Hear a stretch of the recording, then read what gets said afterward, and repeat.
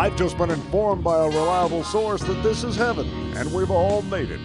Live from the KJLL studios, here is your host, Jake Feinberg. From the Ben Franklin Bridge to El Cajon, California, from Kyoto to Formosa, and from Mecca to Hyman Roth, Savannah, this is the Jake Feinberg Show, everybody. Welcome back and settle in for the next hour because we have a real treat in store for you today. I just want to preface it by saying that I've been on the air for 3 months, and I in no way am shedding my responsibilities from the local issues that are pertinent to the people of this community, things like education and immigration and family. But I also realize that I am searching in my life in order to bring people together, more love, more fulfillment, more dedication, and I need to do this through interviewing my heroes.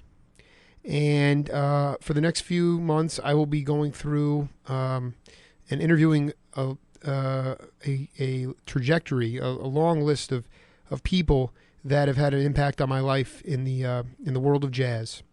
And so today is my first guest, and it is my honor to introduce a dear friend, one of my heroes in life, a spiritualist, a philosopher, an educator, and an amazing jazz guitarist, Philadelphia's own Pat Martino. Pat, welcome to the Jake Feinberg Show.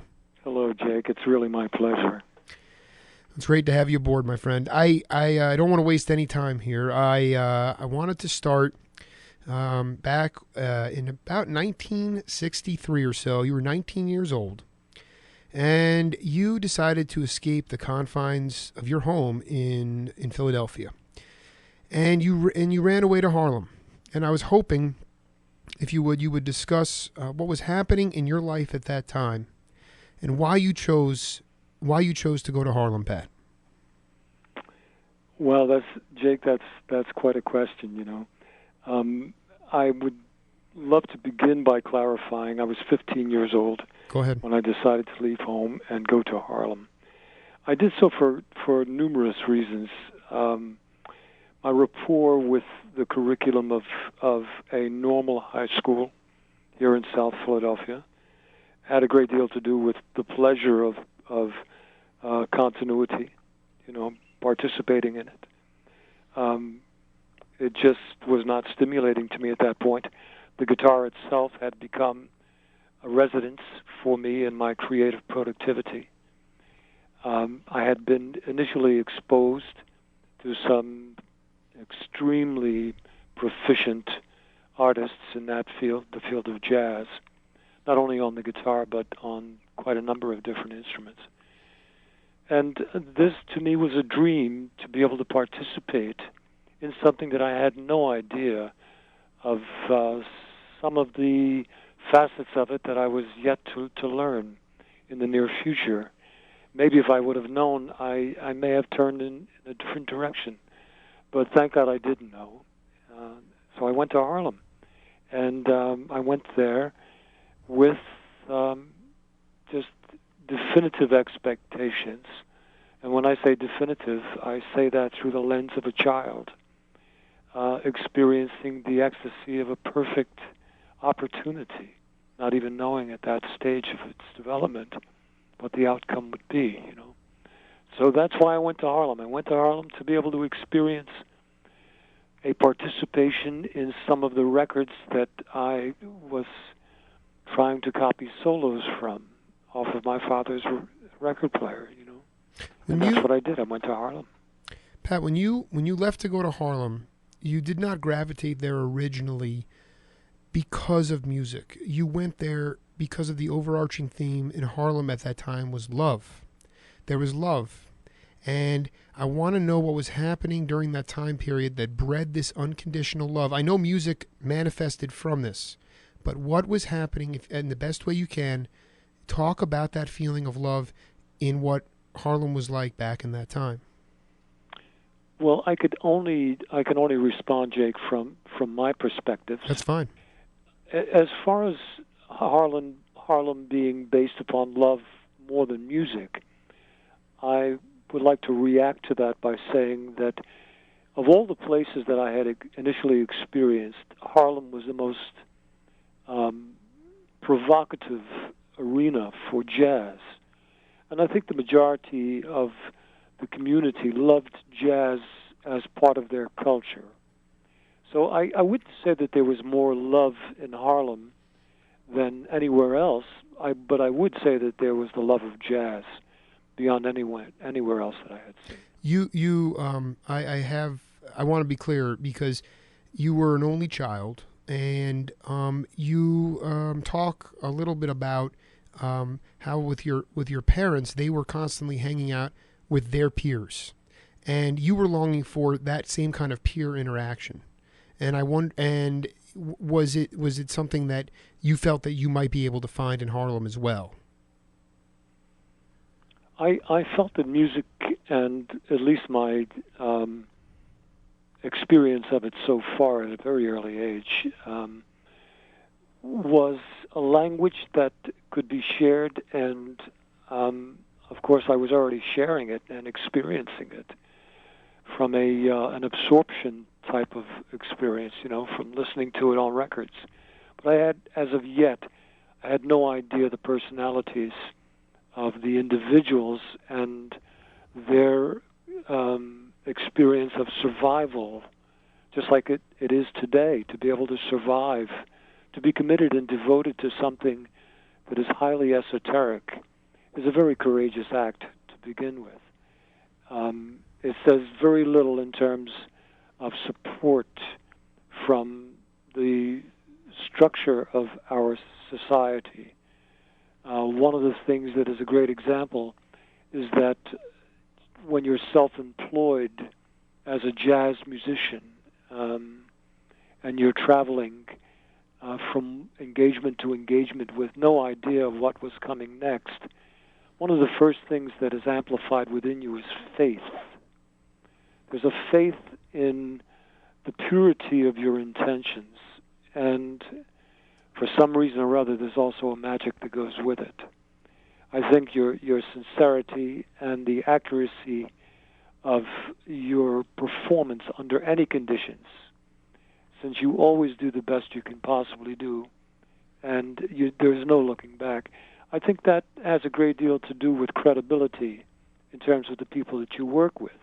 But when it comes to the framework of our culture, politically and socially, there's very little support with regards to normal procedures such as Medicare, such as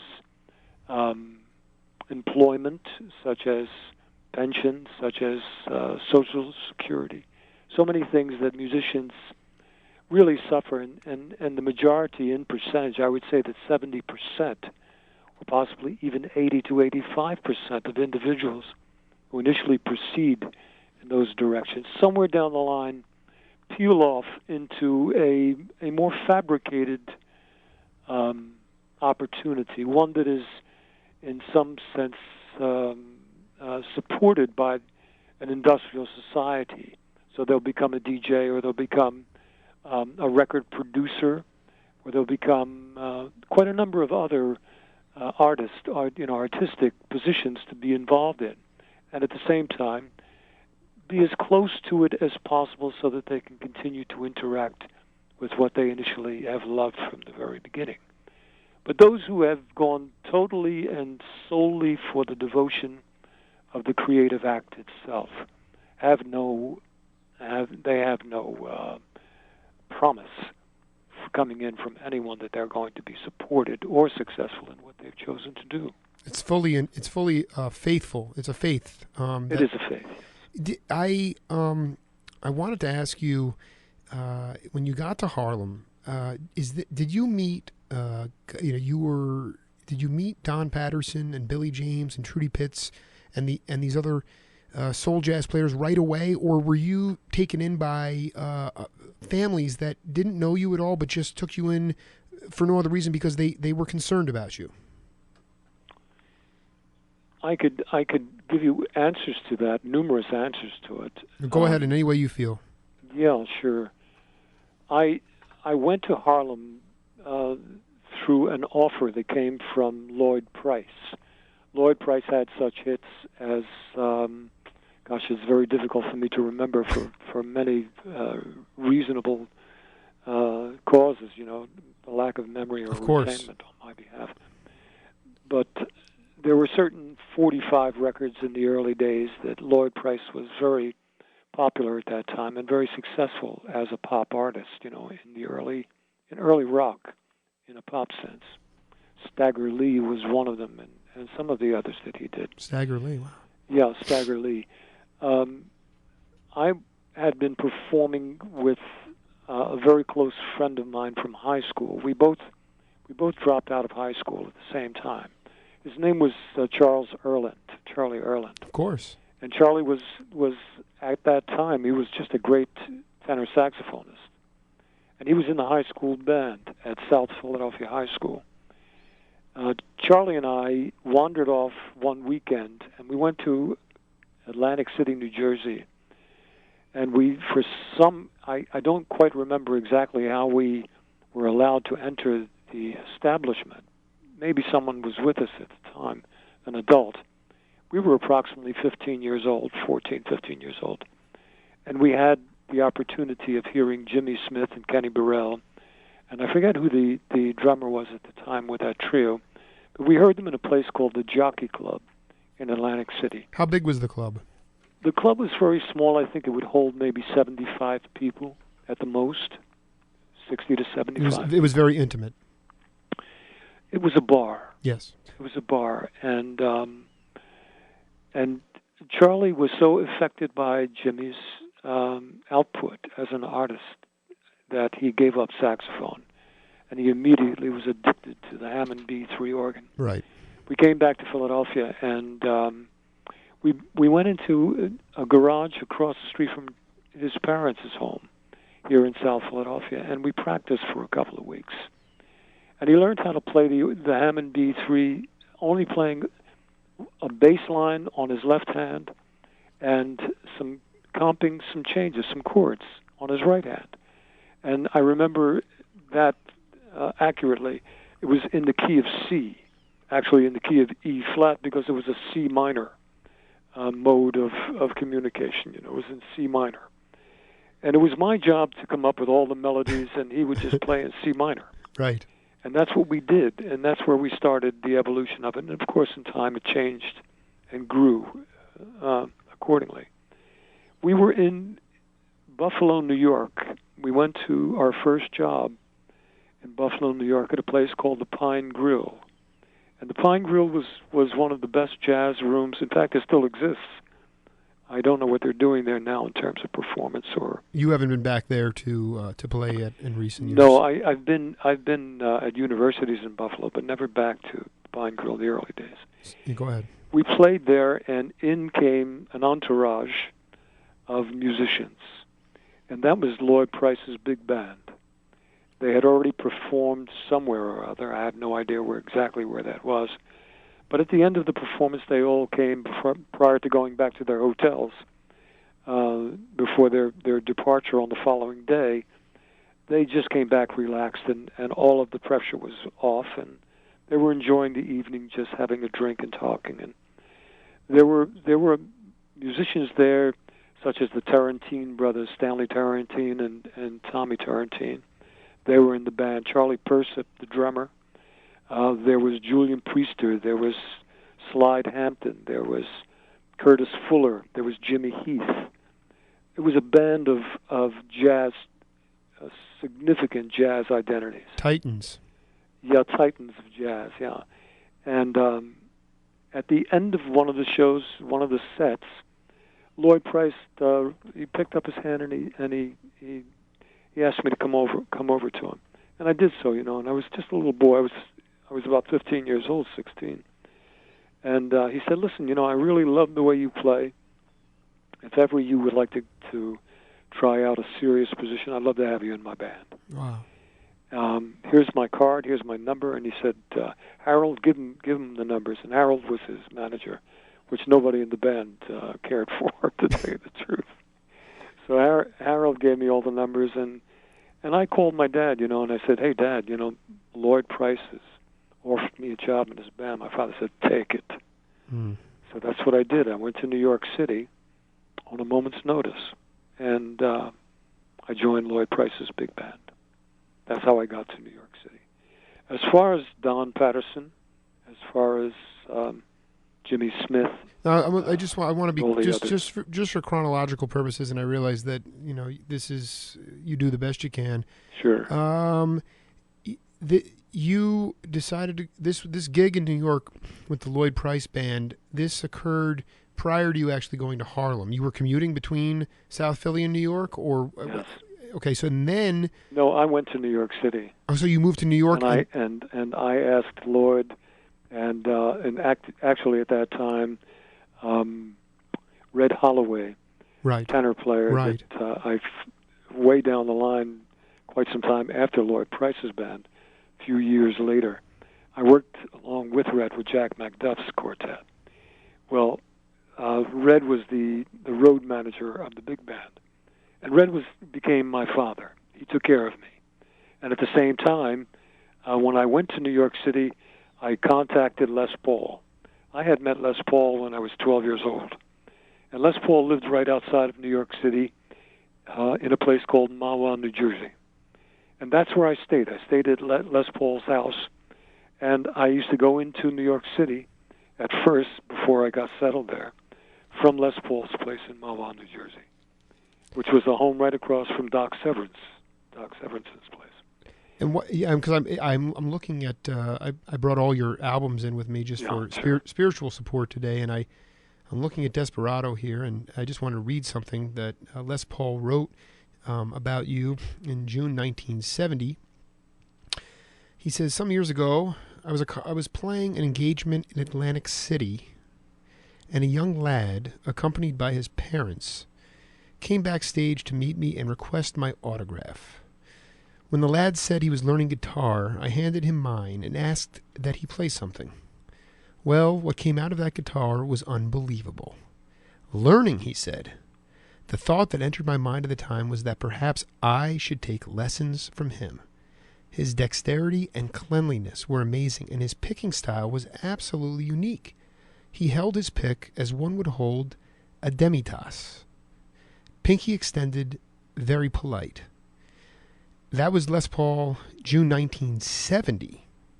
So, to me, Pat, you were already having a huge impact on these guys at an incredibly young age, and I'm wondering, did the best you can remember, what kind of impact psychologically did that have on you? I mean, that to me is overwhelming in a good way. I think maybe the greatest impact that I think any of us are subject to is the honest sincerity of a child. When a child is so caught in a dream that he or she is fully unaware of all of the abrasive facets of a gamble that we take and the courage that it demands, to be able to participate in something that we really don't understand the structure and how it truly functions behind our back. Those who are still originally artists at the core are aware of that child because they're similar to that child. They are still the same. And I think it's a matter of time for each and every artist in every field of endeavor, how long it takes for he or she, prior to their giving up their devotion and really beginning to focus their attention on survival. And in slang, that's called playing the game, you see.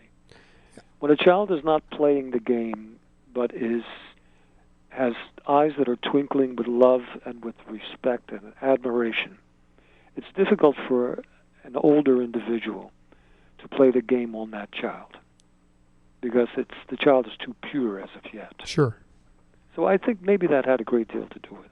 I mean, in many ways, I look at my trajectory of my life, Pat, and, where I had this sort of dream when I was a kid growing up on the back porch and looking through my bay window and announcing baseball games and with a wiffle ball bat in my hand and I was broadcasting, at like 8 or 9 years old, and it was a dream. I had the twinkly eyes. I was totally immersed in it, and then I was playing that game, and then reality kind of set in and hardened quite a bit in college, and the realities of life, whatever that might, from a psychological point of view and from a real point of view in the media, I realized that it was something that I really was not emotionally, or I was not mature enough. I had not developed yet the identity to be able to do what I thought I wanted to do.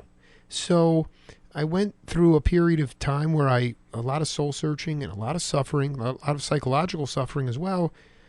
And then, this sort of magical experience occurred, maybe half a year ago, where I get this amazing opportunity to get a radio show. And so now I'm back in my child's play. I'm back to what you talk about as the galvanizing force in many ways that got you to fall in love with your guitar again, after your surgery.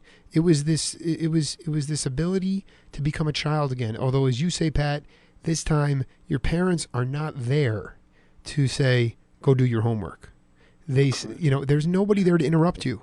You have this time. So here I am sitting here in a chair talking to a dear friend and a hero in Pat Martino, and I say to myself, I am a child again, and I feel so lucky to be able to have this opportunity. And I think it's just very relevant, and I think would be helpful for many people in our society, although it's not easy in this day and age to do the best they can to become. And it's a lot easier when you have kids as well, because you can get into their fantasy lands and you can become, you can develop your own style and your own dreamland. And I think in many ways that is that's the most important thing. Pat, we have a hard break here. We're going to a news break. You sit tight, you enjoy my commercials, and we'll come back and we'll do a whole lot more. I look forward. Tucson's Jolt. Our job is to question authority. KJLL. Right now. It's beginning now. South Tucson. CNN Radio, I'm Stan Case. New York Senator Charles Schumer is calling on Boeing to conduct a thorough review of 737-300 aircraft. This follows Friday's incident in which a large hole opened up in the fuselage of a Southwest Airlines plane. Schumer says this has happened before. Twice is too much, two times too much. And there ought to be a thorough review by Boeing of all of these airplanes. Federal investigators say they found widespread cracking on the skin of the plane. French investigators have found more wreckage from an Air France 447 in the Atlantic. The flight from Rio to Paris crashed in 2009, killing all 228 people on board. Congressional negotiators face another deadline this week to reach a budget agreement and prevent a government shutdown. Senate Majority Leader Harry Reid says he's hopeful. And authorities in Satanta, Kansas have ordered the entire town of 1,200 evacuated because of a large grass fire. This is CNN Radio. Think about that special someone in your life. Good. Now push them aside and focus on you. Isn't it time you treated yourself to what could be hundreds of dollars in savings on your car insurance by switching to Geico? Don't you want to join the other 4 million drivers who switched last year? Contact Geico today for a free rate quote and show yourself how much you care about yourself. For a free rate quote, visit geico.com or call 1-800-947-AUTO. 15 minutes could save you hundreds on car insurance. If you're thinking of investing your hard-earned money in the stock market, I have one word of advice for you. Stop! Wall Street lost over 45% of your money twice in the last decade, and they're about to do it again. An eye-opening free report reveals the secret Wall Street doesn't want you to know. How to grow your wealth safely every year and never lose a penny, even when the market crashes again. For a limited time, you can get this report free at bankonyourself.com. That's bankonyourself.com. Folks, this is Jake Feinberg. Being a father, I know there is nothing more important than your child's health. And nobody is more dedicated to children's health in Southern Arizona than Dwayne Dyson. Dr. Dyson is Tucson's finest pediatrician and has devoted much of his professional career to improving the lives of children. Located at 4530 East Camp Fort Lowell, Dr. Dyson's resume speaks for itself. After doing his undergraduate work at Cal Berkeley, his schooling took him to Morehouse School of Medicine, where he mentored young adolescents about the need for pediatric physicians in Atlanta, and worked extensively with infants at the Texas Children's Hospital. The special thing about Dr. Dyson is that while his in-house care is exceptional, he also prepares families about what to expect once they leave the office. Dr. Dyson provides comprehensive and honest analysis for all of his patients. Dr. Dyson and his family live and work in Tucson because he knows how vibrant and diverse the community is. He is committed to procuring a robust family health center that can instill trust and alleviate the concerns of parents. Like I said, his resume speaks for itself. For more information, check out DysonPediatrics.com. Hi, this is Tommy DiMaggio. When your friends or relatives come to beautiful Tucson and you have already taken them to the Desert Museum in Sabino Canyon too many times, it's time for something different. What's different, you ask? Purple Mountain Pack Goats. That's me, Tommy DiMaggio, and my wonderful goats. We've been leading hikes in the Coronado National Forest for 15 years. We take people of all ages and abilities on beautiful hikes in the surrounding mountains and deserts. I provide great meals, animal companionships. We have day hikes or overnight hikes. We have been featured in Arizona Highways, the Sunday London Times travel section, National Geographic Canadian Travel Magazine. For information or for your personal hike, call 403-4056 or visit us on the web at azpackgoat.com or call 403-4056. Remember, bring your field guide, camera, and imagination. We'll bring the rest. A great lunch carried by the goats. 403-4056 or visit us on the web, azpackgoat.com. When Coffee Times first opened, many wondered how this standalone coffee hut could survive among the beasts of Java lore. But some 10 years later, the answer is a resounding yes. Located at 3401 East Speedway Boulevard, Coffee Times specializes in many different drinks, from mocha fraps to lattes to my personal favorite, the Ice Power Coffee. The best part about Coffee Times is their convenient two-way drive-thru, lunch menu, and supreme service. Not to mention their weekly special. The next time you're in the area, head over to Coffee Times on Speedway between Alvernon and Country Club. It will definitely kickstart your day. It's that good. Joined here by a dear friend and an amazing individual for so many reasons. Pat Martino. Pat, it's great to have you here, my friend. Thank you so much, Jake. And thank you for waiting through all my advertisers. It's my pleasure. Yes, I wanted to just for the audience here, I wanted to. Since we started our collaboration, I've been drawn back to a song that you did in 1968 on an album called Baina, The Clear Evidence. And it's called Where Love's a Grown-Up God. Where Love's a Grown-Up God. And my question is, this song really about a place, as you allude to in the liner notes, one of lush gardens and hardy fruit, sort of almost a utopia? Or is it about a state of mind where spiritualism and religion are necessities? First and foremost, Baina, the title for the album, was a chapter from the Quran. And Where Love's a Grown-Up God came from Eric, I forget his name right now, the artist. I'll come down to it. Again, a brain operation is very difficult sometimes. You're excused, Pat. Don't worry about it. But thank you. The idea that brought me to a canvas like Baina, being a chapter of the Quran, had less to do with religion than it did with the respect for something of power in endless shapes and forms. At the time, I had already moved into a much broader spiritual context than any specific religion, even though I was born and raised a Roman Catholic. There came a time, very similar to high school, that I found it confining in terms of rules and regulations. Of course. Not on the basis of morals and ethics, but on the basis of confinement with regards to rules and regulations that should have been accepted and absorbed unsaid, on the basis of the truth. When someone is truly interested in growing as an individual, as a human being, and being better at living, and doing the best they can under any circumstance for the sake of good life.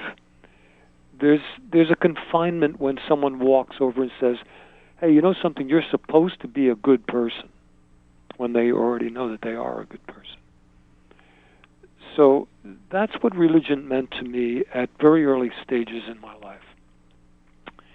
It meant something like, for instance, in the community that I grew up in, the neighborhood, it meant certain conglomerate neighbors, groups of neighbors, would see each other once a week on a Sunday, and they would all be dressed up, and they would all give donations, and they would all see who came to church and criticize who didn't come to church. And I found that confining, because my interest was a personal relationship, spiritual relationship with the love of God, not confined in any kind of material establishment, but amplified deeper and deeper within myself as I grow older and older. And it still is in play at this very time. Because of this, I found interest in looking through the windows of everyone, the love that each of us have for the worship of God. In every form, in every part of the world, the reason is the same. There is love at the highest level. So I finally, to be honest with you, spiritualism has become such an interest and so amplified to me that my main concern is an affair with love itself, and not to be confined by such things as the expectations. If I were to give a gift to someone, to expect something in return, and if I do not receive something in return, my love has been injured. I can't see that way, because I would rather have a relationship with love itself and not be so confined to the use of it simply because I don't possess it. So religion has a great deal to do with a definitive understanding of what where love as a grown-up God means. And that is, I think, as close as I can possibly attempt to identify my intentions at that time. You know, I think that my follow-up to that was that what's fascinating is that you use a variety of religious texts. You study the Bible and the Quran and the I Ching and the Kabbalah, and you derive truth and maintain creative mobility through that. And this is like you said before, it's antithetical to the rigid monastic religious structure, like you talked about. You would go to church, and people would criticize those who didn't show up. And I'm gathering that, and just be very brief here. Around this time, is this when you coalesce around this sort of multi-faith philosophy, and it gave you greater flexibility and freedom? I would think so, but I think that really initially has grown since childhood. I think that the moment that something was misunderstood, what was understood became a close friend, and it resided within me. So there was always a misunderstanding of coming from expectations of others. That you're supposed to do this, or you're supposed to do that, right? Or you're supposed to use these strings, and you're supposed to hold a pick like this. That's the very same thing as saying you're supposed to worship God like this. You're supposed to wear these things. You're never supposed to say what you just said. It's the same thing with the instrument that I've resided within. happily resided within for so many years. It's an encasement. It's a vehicle that gives me the opportunity to be mobile, and in terms of global access to different medias and communication worldwide into different cultures, and learning from those very same opportunities at the same time. See? I'm looking at the album Baina right now. It's from 1968, and it's excuse me, it marks the clear evidence, and that in and of itself doesn't really jump off the page, Pat. But then underneath that it says a psychedelic excursion through the magical mysteries of the Quran. Now that jumps off the page at me. And my question, Pat, is at that time were you and or the band using psychedelics during the making of Baina? Well, to be honest with you, let's take things as they are. First and foremost, I had no idea that was going to be used as a label. Otherwise, I would have. So that was not your writing. Absolutely not. Okay. No, I would have stood between. I would have been in the way of that. I would have. So you don't think that's a mischaracterization? Well, no. I think it's a participation in marketing, that particular era of marketing. I think that the production of those albums. See, that's what I was saying earlier. When you have a child who is non-experienced to what really is about to take place when the game begins, the child walks in with some very pure ideas, and then production-wise, those who are really functioning at the highest level economically and market-wise are going to do the best they can to promote and to distribute that package, that product. So suddenly what to me was a mystic suggestion now became a product to be sold and to be marketed and to be promoted any way that it could be done, So this in a sense, I think has a great deal to do with one's intentions, and just how close this comes to be abrasive to those intentions. And if it happens to be abrasive to someone with intentions that are a little bit more mystical, a little bit less realistic in terms of social and industrial intention, then that individual is now subject to being exposed and being bombarded with certain forces, to their own ego, to their own sense of self-esteem, to such a degree that they have to make a decision. And that decision may come from a number of different sources. One of them can be anger, in terms of the misuse of the opportunity in the hands of someone else. Or that can, on the other hand, be seen as a learning experience that is a little bit more fruitful, that individual now sees a little bit more, another facet of some of the results of what definition shall bring about. So there's a good and there's a bad in all things. And in fact, there is constant repetitious reminders of such polarities.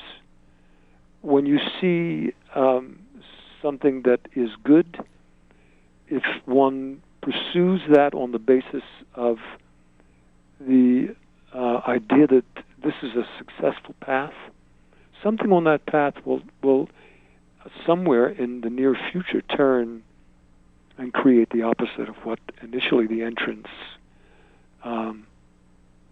seemingly promised. And then the individual is confused because the opposite result has entered in, and he or she is unaware of why this terrible thing happened when their intentions had nothing to do with being defined in such a way. Well, this is an ongoing manifestation of polarity. Man and woman, birth and death, good and bad in music, major and minor, fast and slow, night and day. These are polarities or general manifestations of the opposites, two sides of the coin, heads and tails. Between you and I, there is a third facet that remains continuous, and that is he or she who holds the coin in the palm of their hand. For it is only this individual who has the true opportunity to utilize that coin to fulfill their own intentions and to use it for the best that they see fit, and not to be subject to what comes from it, but to give it from the bottom of their heart to the best thing it can produce in their life and in the lives of others. So these are intentions on behalf of an individual that transcend this manifestation of, well, last week it was good, but I don't understand why this week it's not the same, because things are not the way they used to be, or the place closed down. How could they dare allow that to happen? So on and so forth.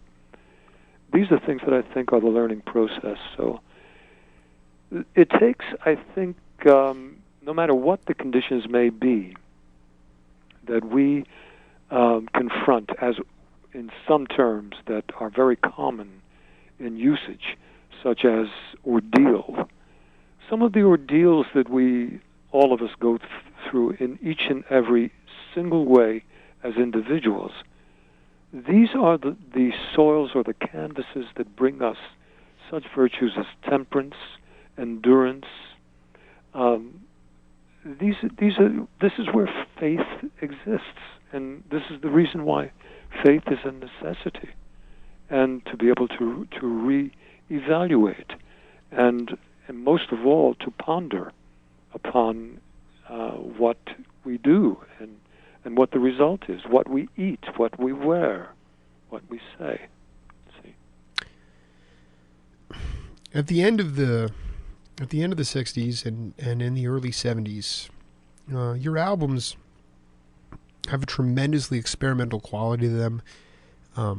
Very long tracks, multi-dimensional, and I would be remiss if I didn't take some time to talk about a band, my favorite band of all time. I'll go on record saying that right now, and I just want you to tell the audience how it came together, because it's and talk about how naturally how it formed, or if it was manipulated in any way. But I'm talking about you, Eddie Green, Ty Brown, and Sherman Ferguson, who they were known as Catalyst, but the four of you came together and just made phenomenal music together. You guys were essentially an outfit for, by my count, 3 years. You made at least 2 albums together. So would you talk a little bit about, if the best you can, again, what the sessions were like, how you guys came together to begin with, what the sessions were like, where they took place, and the camaraderie that existed and the love that existed between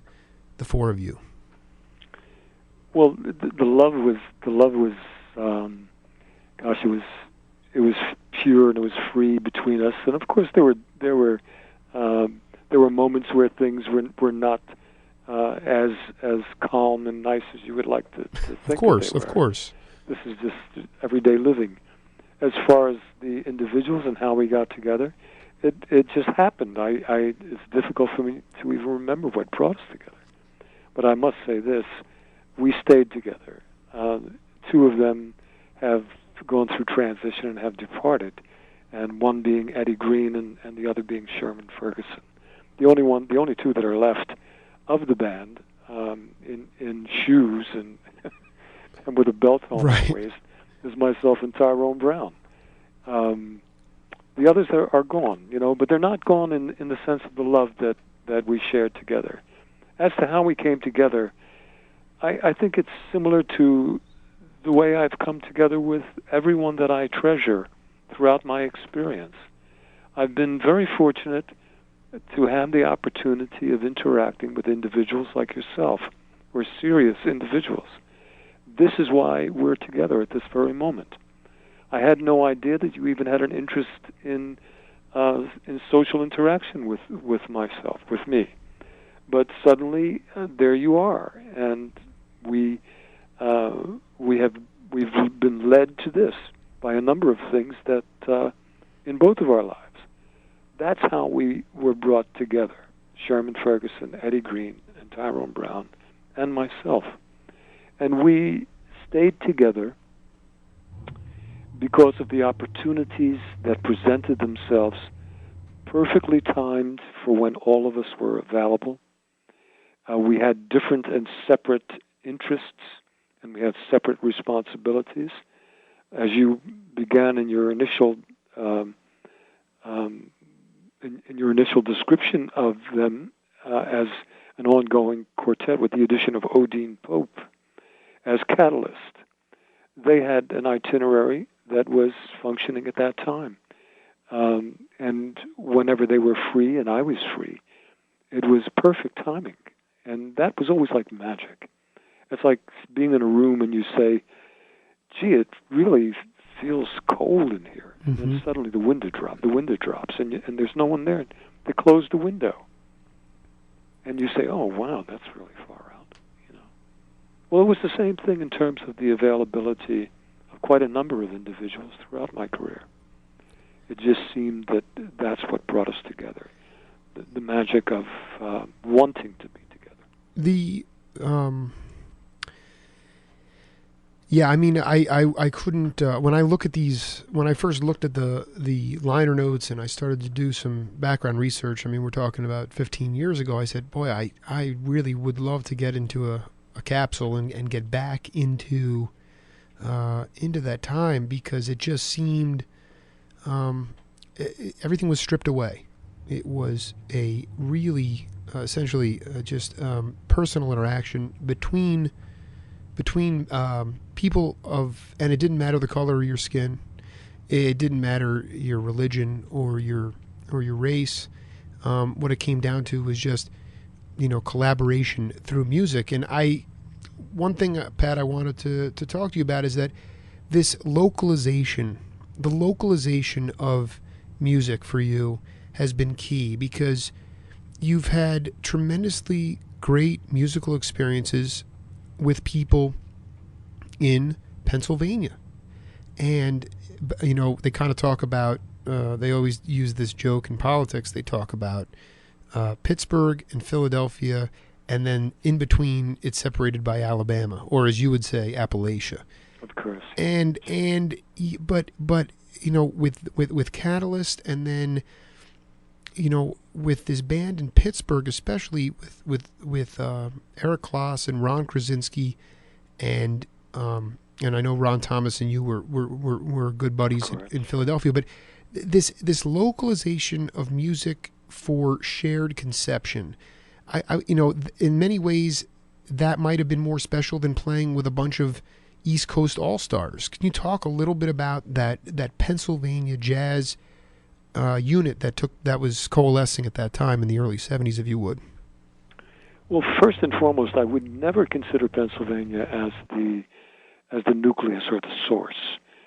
But I would say this, that Philadelphia, if we were to look at the East Coast as a mega metropolis in itself, as a coastline, you then have to take a look at the nexus in the United States, and the nexus for world trade and commerce is New York City, here in the United States.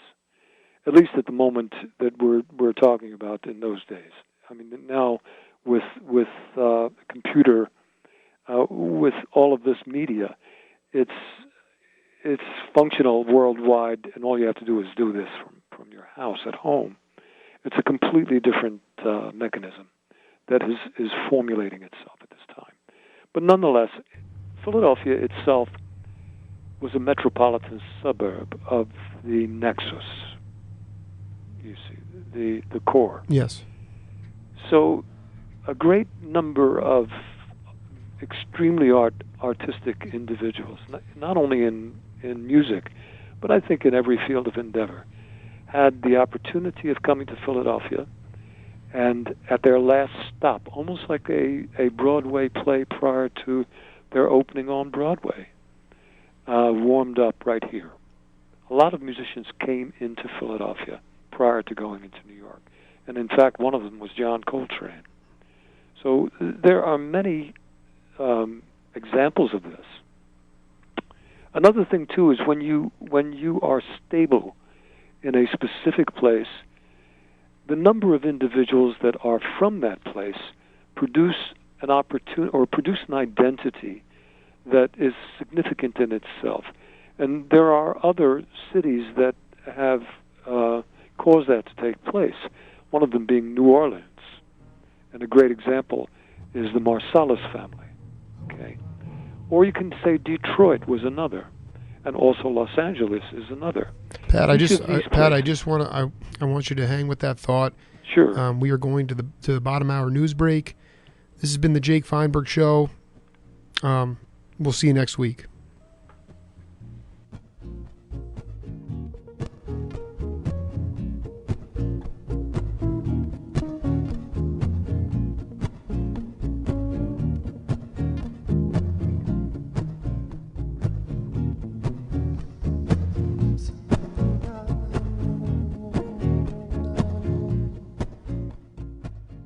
Attention, please. This is Tucson's Jolt. Are you listening? I'm going to interrupt your thought pattern. AM 1330, KJLL, South Tucson. CBS News. I'm Harley Carnes. The problem with the fatigue cracks in airliners is you can't typically see them with the naked eye until the metal lets go. A seam opened in the roof of a Southwest Airlines 737 on Friday. No one was seriously hurt. CBS's Nancy Cordes. Investigators examining the damaged airplane have discovered a major clue.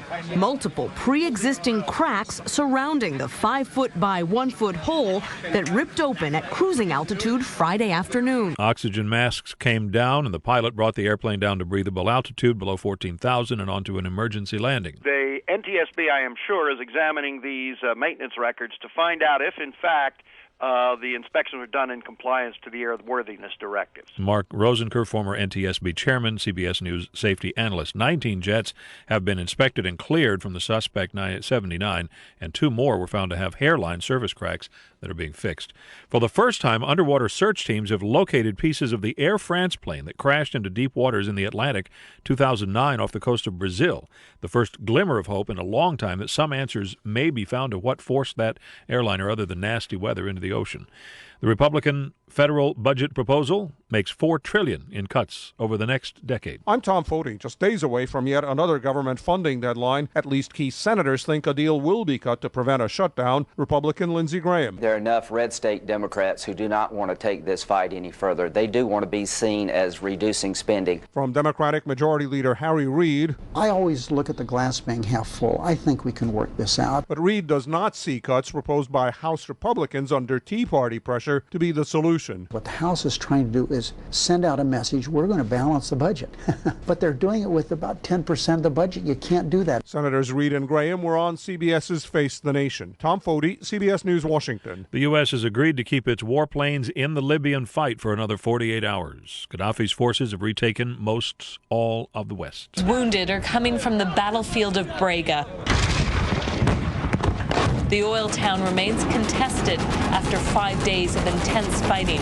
Even with more powerful weapons and better military leadership on the front line, rebels are struggling to gain any ground. CBS's Mandy Clark in Benghazi. Southern New Mexico, wildfire at Ruidoso Downs being pushed by high winds toward the famous horse race track there. They've got some good wind, and that's why it's moved so fast and so quick. That's Mayor Tom Armstrong says they've asked about 800 people to get out of the way of the flames. They have to hit it from the air right now because the wind is driving it, and so there's no way that you could put anybody in front of it without getting them just hurt. Researchers in the U.S. and Europe say they found 4 genes connected to Alzheimer's. It's a big study. They call it a monumental breakthrough, could lead to finding all the suspect genes within 5 years. This is CBS News. Thank you, America. For over 70 years, Geico has been saving people money on car insurance, and because of you, they've been the nation's fastest-growing car insurance company over the past 5 years. To show our appreciation, call within the next 15 minutes and you could save hundreds on your car insurance. This is not a limited-time offer, and okay, actually you could call whenever you like. But why are we even arguing about this, America? For a free rate quote, visit geico.com or call 1-800-947-AUTO. 15 minutes could save you hundreds on car insurance. Glad you made the game. Thought you were going to bail since your son's having friends over. Nah, I've got Archerfish. It's a video surveillance camera that actually understands what it sees. I have it set up to send video alerts to my phone when his friends get there. So you'll know who comes over and when? Very cool. Oh yeah, I can even watch live video on my smartphone too. Beats walking in to check on the kids. Whoa, Archerfish lets you know everything that's going on at home, even when you're not there. Exactly. Archerfish, so advanced it does the watching for you. Learn more at thinkingcamera.com. A woman who made scandalous headlines several years ago and wrongly tarnished the reputations of several young university athletes is back. Crystal Mangum has been charged with stabbing her boyfriend in the chest during an argument at a North Carolina home.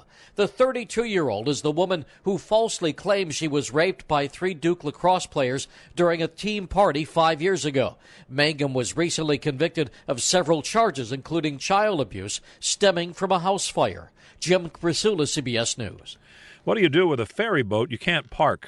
In New York City, Jacques Gillet bought an old Staten Island ferry to convert it into a floating dormitory for college students. It carried 3,500 passengers. It would hold a lot fewer dorm rooms, of course. Problem is he can't find an affordable place to park it.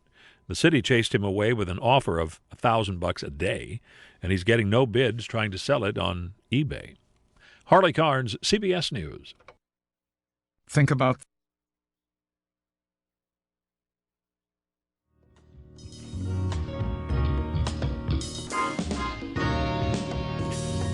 Welcome back, everybody, to the Rollover Hour. This is a new segment of the Jake Feinberg Show, and I'm joined here by educator, philosopher, and jazz guitar hero of mine, Pat Martino. Pat, thank you for making the time today to spend time with me. Jake, it's truly my pleasure. I wanted you to continue on. I was reading extensively about... I wanted you to continue your thought, but we had touched on Catalyst, and I wanted you to talk about this amazing engagement that you had between Eric Klaas and Ron Krasinski, and this Pittsburgh band that you had. I was reading notes off an album from Eric, 1-2 Free, and. Sure. And Eric had this amazing way of sort of, it wasn't an arrogance, that's the wrong word to use, it was a confidence that he knew what he wanted, and it seemed that you fed off of that, and so did Ron as well. And I wanted you to talk about, if you could, like I talked about before, that localization of music and how this shared conception of music for the greater good of society. I think that it's important for you to realize, first and foremost, how difficult it is for me to focus looking back at those years. So much of it has evaporated in terms of my memory in itself. But I think it's easier to see the fuel that feeds what's needed for players at that, with that capacity to be able to function together, and what their true interest is. There seems to be a rapport. When that rapport takes place between certain individuals, something happens, something magic takes place. And that's what the group really is. It's the magic. If that doesn't take place, it may be a good group, it may be a very successful project that the collective individuals participate together in, but there's nothing special about it in terms of being significantly magic. That particular group with Ron Krasinski and Eric and myself 1, 2, Free, along with Ron Thomas, Yes. was magic. There was a magic that took place.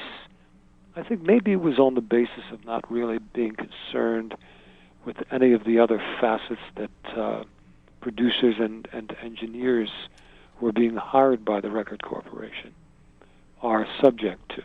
The musicians come in, and they reside within a completely different type of ecstasy than could ever be known by those who are unfortunately responsible for packaging this into a material object.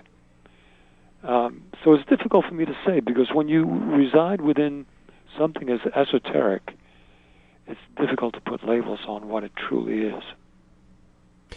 The notes, and I don't want to keep harping on it. The liner notes that were written there, it was, and I realized that going back in time is in some ways there's just a lot of it seems more in a fantasy way for me. It's larger than life, but I don't expect you to come up with the inherent details of it. It does sound like that you guys were having a lot of fun, and I think that's really the most important. There's no doubt about that. And I'm going to ask you a musical question here, and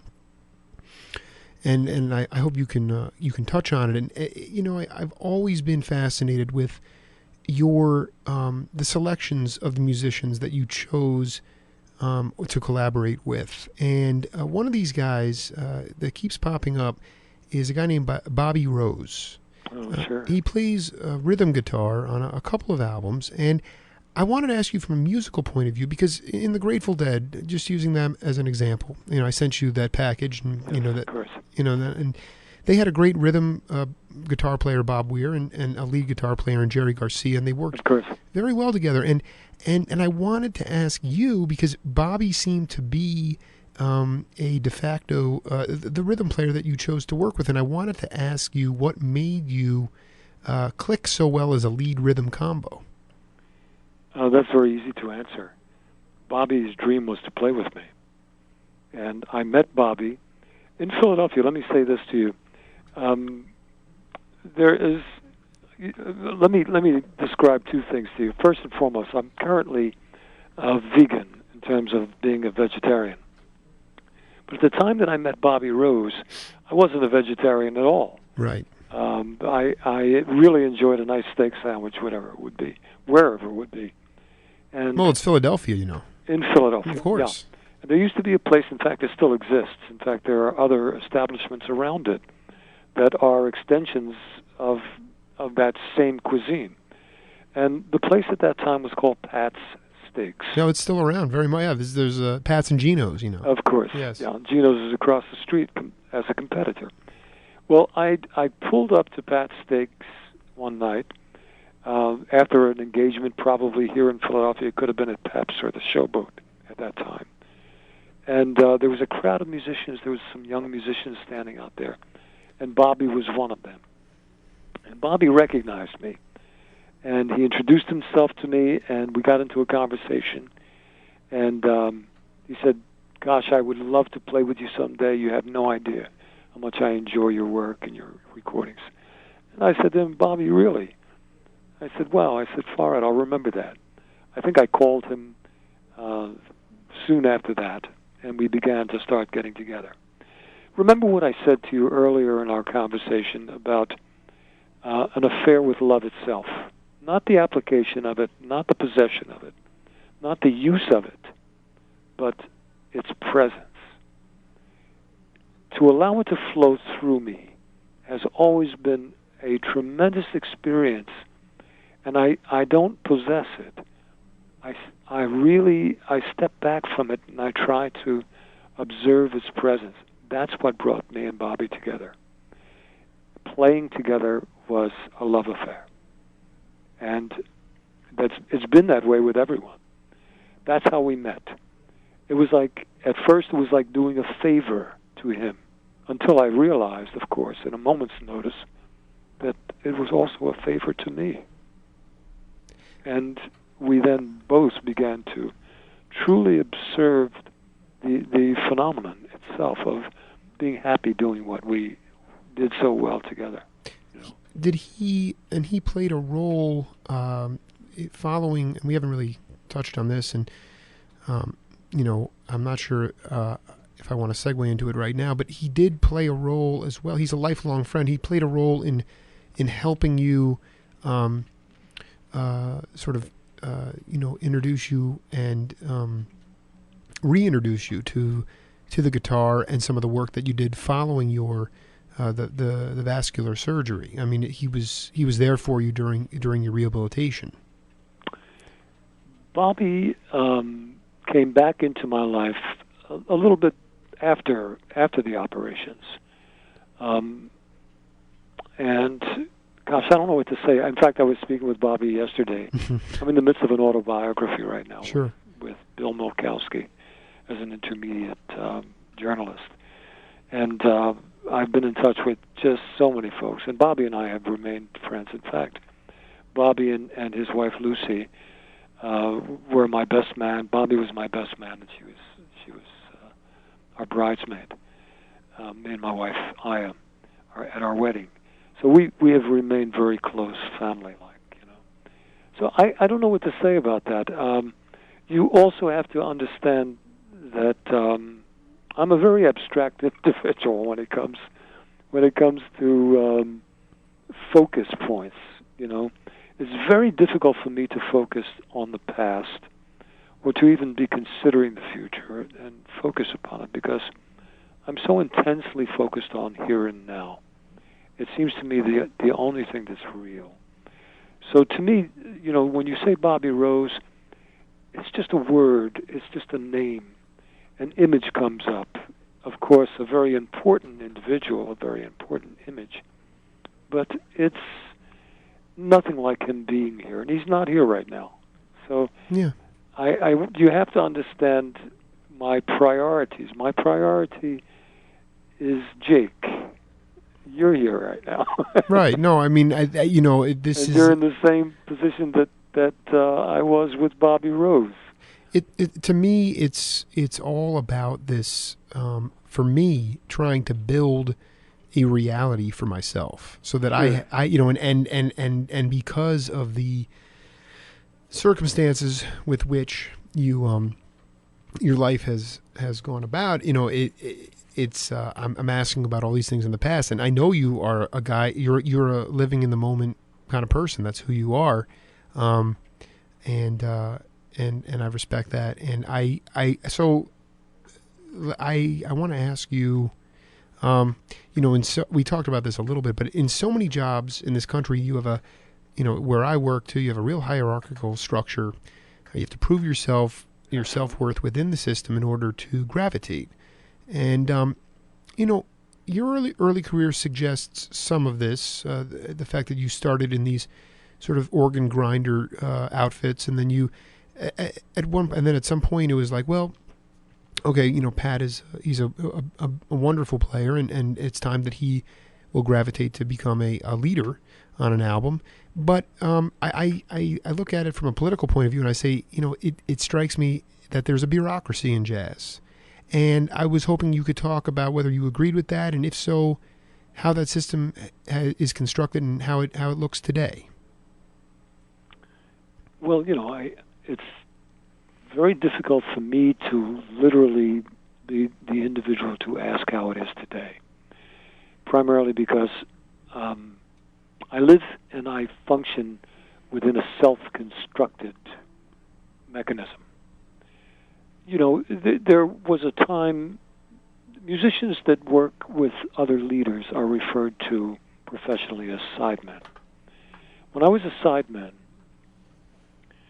I did what I do now in a similar way, and that is the best I can do under any circumstances, which is these are my own priorities with regards to my critique in terms of my output, creative output. No matter how good I can produce what's expected in terms of an interaction with a corporation or with another individual, there's always going to be something in it that is going to challenge my priorities. There are certain things that I prioritize because I'm blessed and gifted in certain ways that no one else is. Just like there are others that are gifted much greater than I in other ways that are blessed for them. I learned something in the transition from being a sideman to a leader. And the something about that was that why not put something together that is based totally on what you're blessed at, what you're gifted with. When I made that decision, when I pondered over that, and I explored that within myself, and I categorized all the things that seemingly were in rapport with continuity for me, what I would always enjoy doing, I began to form a structure that would be the most pleasing for me personally, a very selfish thing to do, nonetheless, something that is identifiable for no one else but yourself. And that's what took place. I became a leader. I became the individual who chose the repertoire, who chose the itinerary where we were going, who chose the amount of salary, that there was a limit in terms of acceptance of a contract or an engagement, or the lack of acceptance over it, based upon criteria that pleased me. In other words, it was a different phase of development as an adult. I stopped playing for others and I began to play for myself. So I think that has a great deal to do with the corporate function. Today, is a different thing. It's a funny thing, when I'm at school, I'm adjunct faculty at the University of the Arts, but I've also had offices at quite a number of different conservatories and universities around the world. I see students who, in music, especially in music, and this is the most profound arena to be able to describe such a phenomenon, is what I'm going to share with you. Sure. I see students picking up records now who are studying and majoring in certain idiomatic forms of music, classical music or jazz, depending on the school that they're going to. It could be Berkeley. If it's Berkeley, it's jazz and rock and blues. If it's Curtis, it's classical music.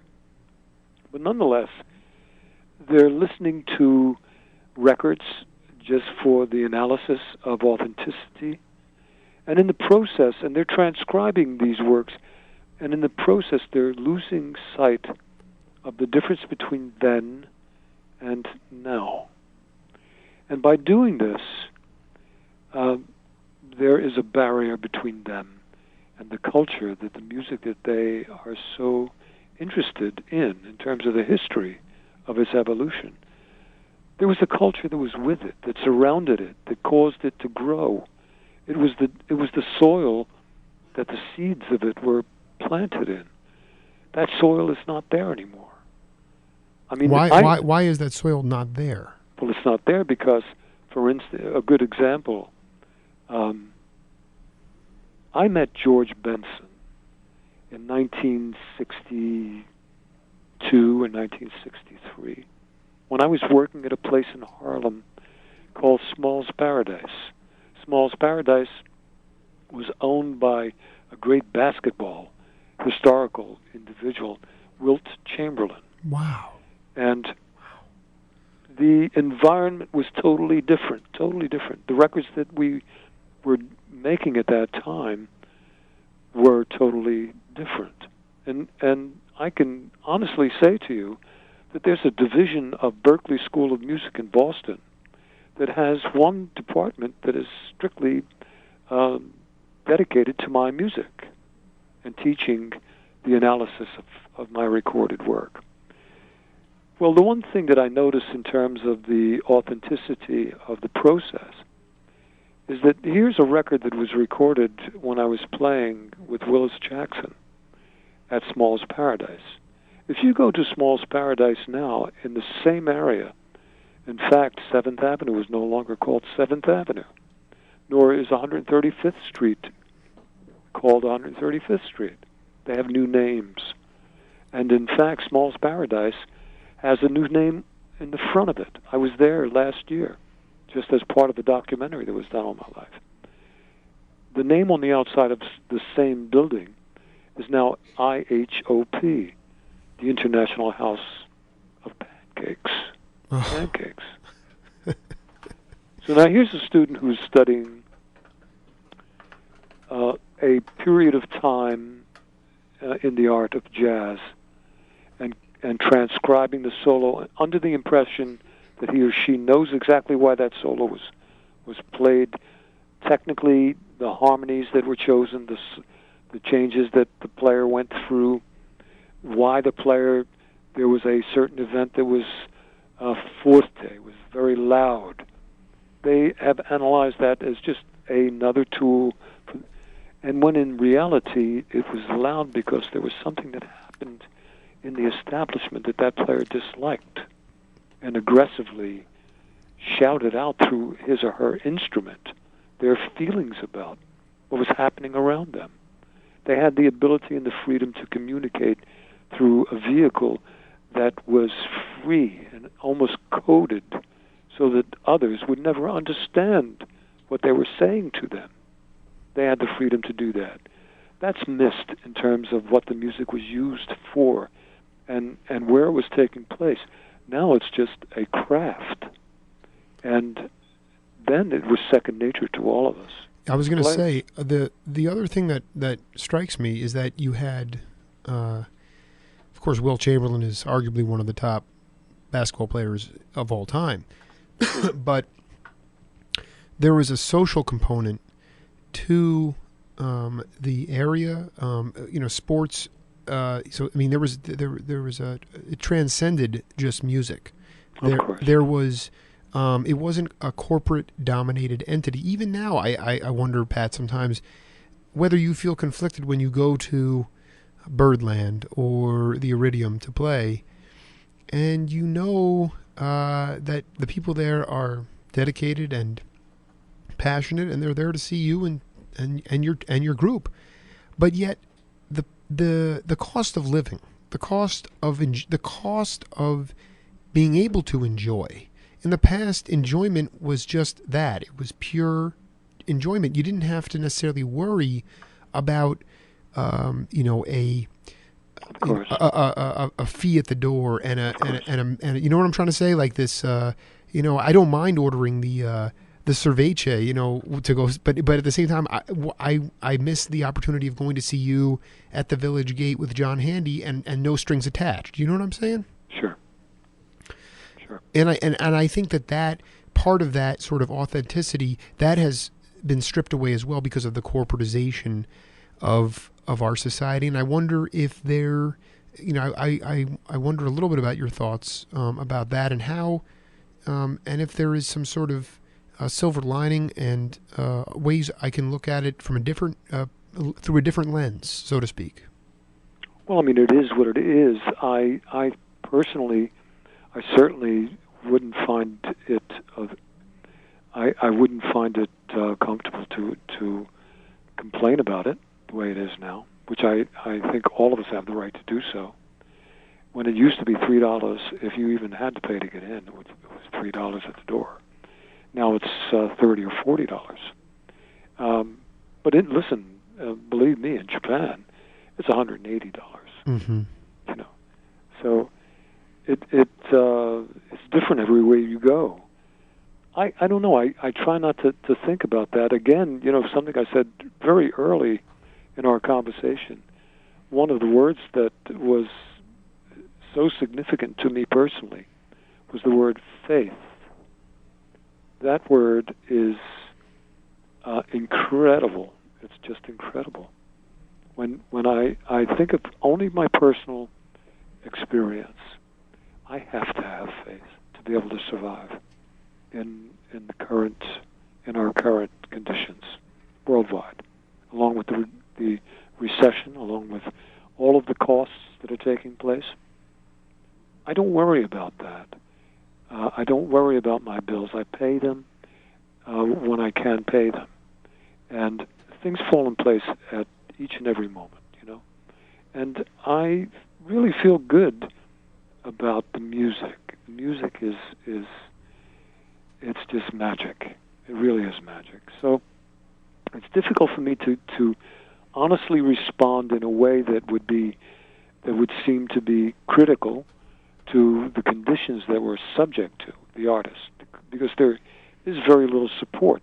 But at the same time, the owner of an establishment, an employee, has responsibilities and is due respect to be able to meet and live up to those responsibilities. And of course, if you get intricately involved, it's his employees or her employees that will bring to your attention how that employer really is treating them. So it's different with everyone. So we can't be judgmental in a general context about everyone really taking advantage of charging more money for this or that. Right. It just comes down to a personal endeavor on behalf of each and every individual involved in a creatively productive interaction with others. So, in my case, it's the same thing with my personnel in my band. When I see some of the younger players who are so gifted in what they do, looking for credibility and spending so much time in these terms and procedures that are harmony and theory and everything that goes with it. Once that's absorbed and that individual, that student, reaches graduation, when graduation takes place and there's no longer a curriculum to meet up to with responsibility, now that student walks out the front door of that university and hits the street. Do you know that last week I was in New York City and I needed a taxi cab, and I went downtown in a taxi in a lot of traffic, and we stopped there for a few moments, and conversed with the driver. Do you know the driver was a physicist? From what country? From what country? Pardon me? Was he American or was he from? No, he was not American. Yeah, I was in New York over the winter, and there was a massive blizzard, and I was talking to a man from Afghanistan who was in some sort of scientific lab. And he was driving a taxi. Exactly. Sure. Yeah. So it comes down to the fact that that's why the word faith is so. It's such a concrete relationship with those who depend on it. I'm glad you brought up. I'm glad you have been hitting on faith, and I've created this word since I've been studying your history. Is you study many religious texts, and I wanted to ask you about a recent story in the news about this evangelical preacher in Florida who burned a Koran. Are you aware of this story? No, I'm not. Yes. In fact, there is currently there is all kinds of shouting out and screaming that's taking place in Syria. Well, but this is my point, Pat, is because I know you rely heavily. You rely on the Bible, and you also based off Baina as well. You also are. But please don't misunderstand, Jake. To me, I find religion to be extremely confining compared to spiritualism. And no, let me just get some. Let me ask my question, and then sure. Yeah, of course. So you use it for creativity, and I guess my point is you have an evangelical preacher who's burning a Koran, and he's going to go to Dearborn, Michigan, and protest outside of a larger mosque, and then in a retaliatory strike in Afghanistan, you had 8 UN workers killed in response to this burning of the Koran. And I'm saying What is Pat? I want to ask you, as somebody who respects both of them, why have we gotten into this? I mean, don't get me wrong. There's religious fanaticism throughout our history, but why is it that the arrogance of somehow believing that one religion is superior than the other, and that people need to die because of it? Where are we heading in this? I guess that's I'd like your opinion on that. Well, my opinion can sometimes be extremely. That's why you're on the Jake Feinberg Show, Pat. Let me give you Carl Jung's opinion on that. Carl Jung once said, "Who looks outside dreams. Who looks inside awakes." This is something that has a great deal to do with the definitive nature of the two of them, religion and spirituality. Religion is something on the outside. It's an establishment, no matter what the form of it takes, socially and culturally. Whereas spiritualism is something that's taking place within us.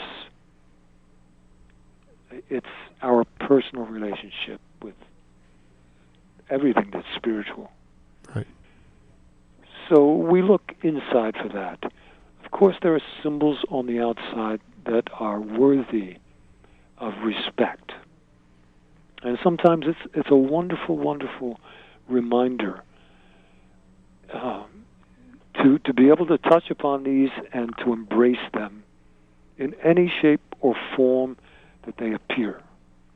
You know, it's like all of the different flowers. I see just as much respect in Christianity as I see in Buddhism, as I see in the Quran, as I see in Lao Tse, and I see all of these. I see this as, I mean, there's a name for it. It's theosophy. It's the study of all religions as one. You know. But these are outside. These are educational facets. These are marks along the way on the path.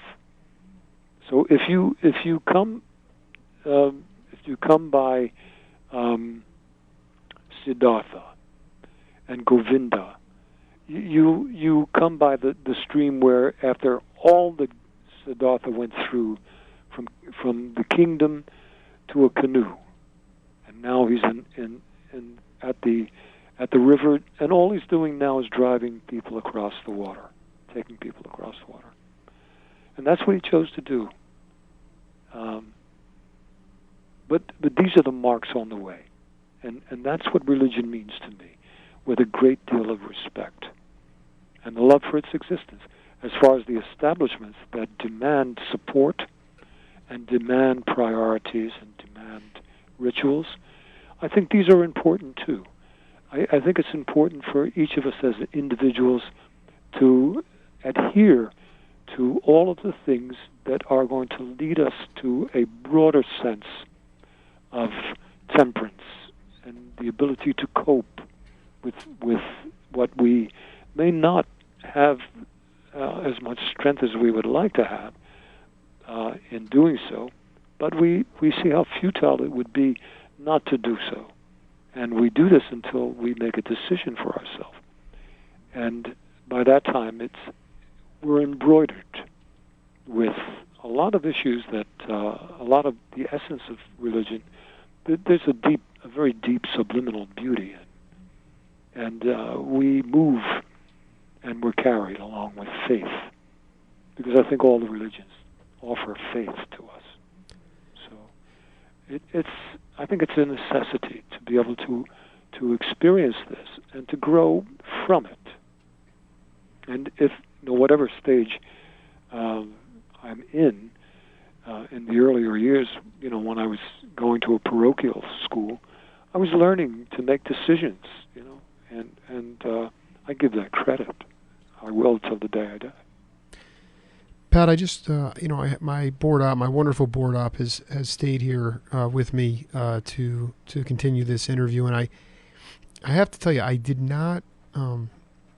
There's just so much other stuff that that I had planned that I didn't get to, and I, because we're not talking music theory, we're not talking about all the stuff that you've done as far as the books you've written, the jazz rhythms. I mean, I'm an amateur Mark Murphy kind of singer guy, but I don't claim to know music theory. But from a philosophical point of view, and from a spiritual point of view, I feel like it's really important to be able to be in contact with you periodically, and I would really love to continue our conversation down the road at some point, if that would be agreeable to you.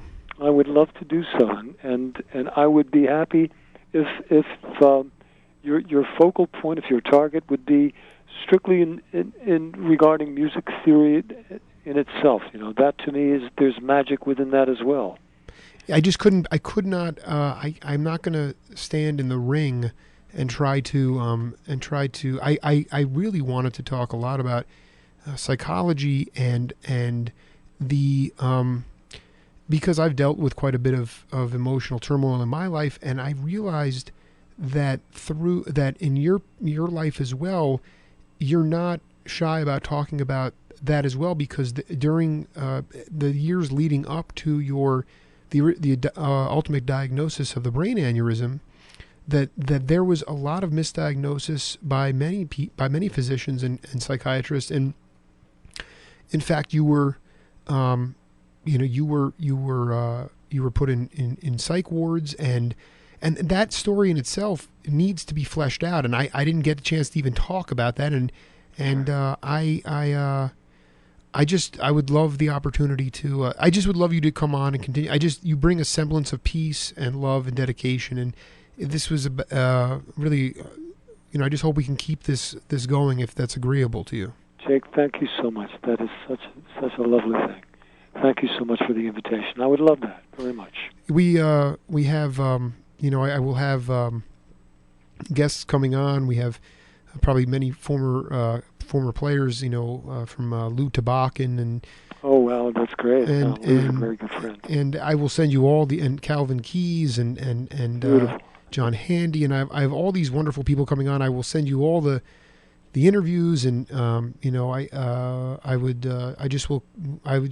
you're a dear friend, and I want to continue the correspondence and be able to continue this conversation at a later date. But my board op Rose, who has sat here and has been very loyal to me, it's time for her to go and bake her bread for the week. So I give her all my thanks as well. It's been quite an opportunity and a pleasure at that, to have a chance to interact with you, Jake. Well, Pat, I look forward. Yes, we'll be in touch soon, my friend. Have a wonderful evening, and thank you so much for the opportunity. And you too, my friend. The best to you and all of yours. Take care. You too. Bye-bye now.